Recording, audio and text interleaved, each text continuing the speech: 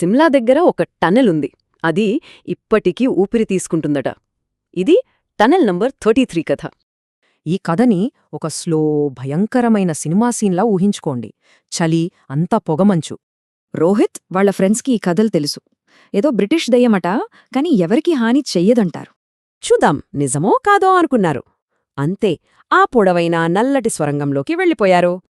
లోపలికి అడుగు పెట్టగానే వాళ్ల అడుగుల చప్పుడే వింతగా ఎక్కువలా వినిపించింది. టక్ టక్ టక్. ఆ లోతైన చీకటిలో అదే ఒకే ఒక్క శబ్దం.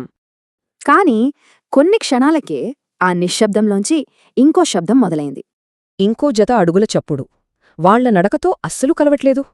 సడన్గా అక్కడున్న గాలి గడ్డగట్టిపోయింది. అది మామూలు చలికాదు, ఏదోలా ఉంది. రోహిత్ టెన్షన్లో నవ్వాడు. కాని ఆ నవ్వు వేరే ఎవరో నవ్వినట్టు వినిపించింది. సగం దూరం వెళ్ళాక రోహిత్ ఆగాడు. నా పక్కన ఎవరో నడుస్తున్నట్టుంది అన్నాడు. అప్పుడే ఆ చీకటి నుంచి చాలా ప్రశాంతంగా ఇంగ్లీష్లో ఓ మాట వినిపించింది. ఫ్లాష్ లైట్ వెలుగులో ఒక్క క్షణం పాత కోటుతో ఓ పొడవైన ఆకారం కనిపించి రెప్పపాటులో మాయమైపోయింది. అక్కడ ఎవరూ లేరు. ఇంకంతే, భయంతో ఊగిపోయారు. వెలుతురువైపు పిచ్చిగా పరుగుపెట్టారు. వాళ్ల వెనక ఆ అడుగుల శబ్దం ఇంకా గట్టిగా, వేగంగా, దగ్గరగా వస్తోంది. బయటికి వచ్చే ముందు రోహిత్ భుజం మీద ఎవరో మెల్లగా తట్టారు. తిరిగి చూస్తే ఎవ్వరూ లేరు. బయటికొచ్చాక అర్థమైంది, ఆ గొంతులో కోపం లేదు, ఏదో ఇంకా పనిలోనే ఉన్నట్టుంది. లెజెండ్ ప్రకారం ఆ ఆత్మ కర్నల్ బ్యారోగ్ది.